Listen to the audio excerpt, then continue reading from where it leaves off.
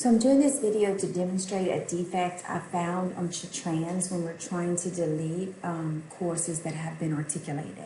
So sometimes we have to delete courses because they were brought over by SHATRNS incorrectly, so we have to delete them. Or sometimes the colleges articulate stuff on SHATRNS, and because it's shared, we can't delete stuff off SHATRNS, so they'll articulate it, it'll come over to SHATRNS, and then they'll access SHATRNS and delete the equivalents because they didn't want to bring that course over for their particular college.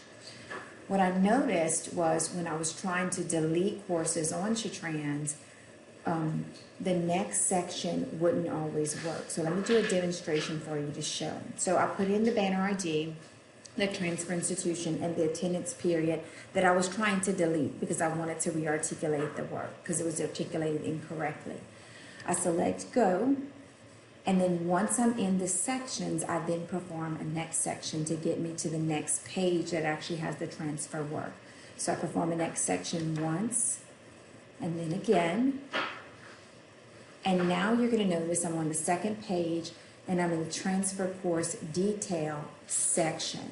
Now, what I'm expecting to happen is I'm going to perform a next section, and when I do that, it's going to put me in the course equivalent course detail field, because you can see I have a course, and the delete button is going to be illuminated.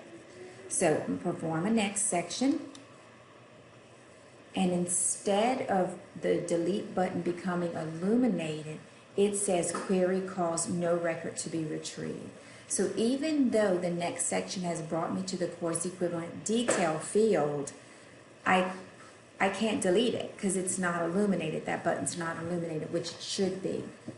So then I said, well, let me perform a previous section, and I'm going to see if I go to the next row, if it would show. So then I'm back in the transfer course detail section. I perform a next section. I'm gonna go to record number 2. Then I'm gonna perform a next section, and still you're gonna see that the delete button is not illuminated.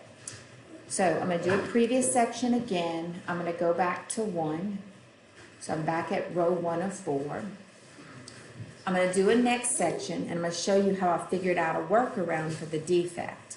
So if I use my mouse and I click in the subject field, now the button is illuminated. So I can delete it. So I delete the row, and I say yes.